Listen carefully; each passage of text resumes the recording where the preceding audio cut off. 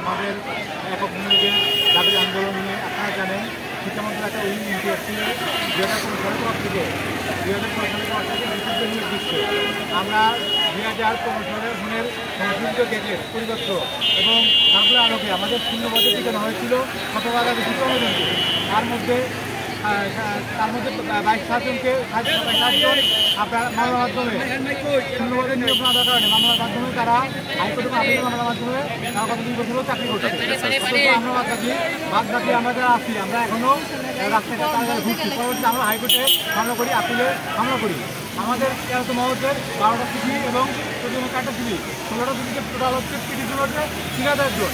আমাদের হাইকোর্টে আমাদের 7 জনে নির্বাচিত চাই আপিল পিটিশনে সেই রায়টা বহাল রাখে। অথচ গত 2 এপ্রিল 2023-এ আমাদের সেই রায়টা হয়। আজকে 15 মাস অতিক্রম হয়ে গেছে। আমরা এনটিআরসি এবং শিক্ষামন্ত্রী ডিসির কাছে বারবার ধর্ণা দিয়েছি, তারা আমাদের রায় বাস্তবায়ন করে নাই। আমাদের সাথে যে বৈষম্য হয়েছে আমাদের রায় তারা বাস্তবায়ন করে নাই।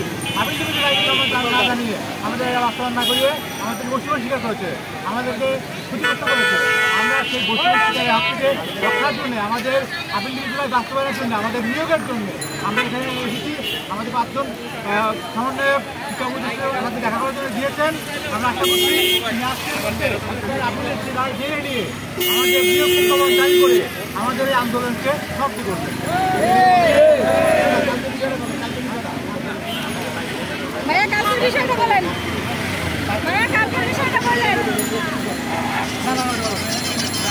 কালকের বিষয়টা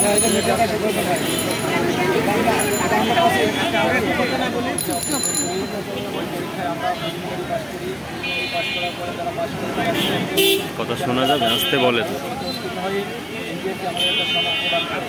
এখানে সেই আমাদের সরাসরি নিয়োগ দেওয়া আমাদের শূন্যপদে কিন্তু আমাদের শূন্যপদে নিয়োগ না দেওয়ার কারণে আমাদের ভিতর থেকে 2207 জন শিক্ষক তারা মহামান্য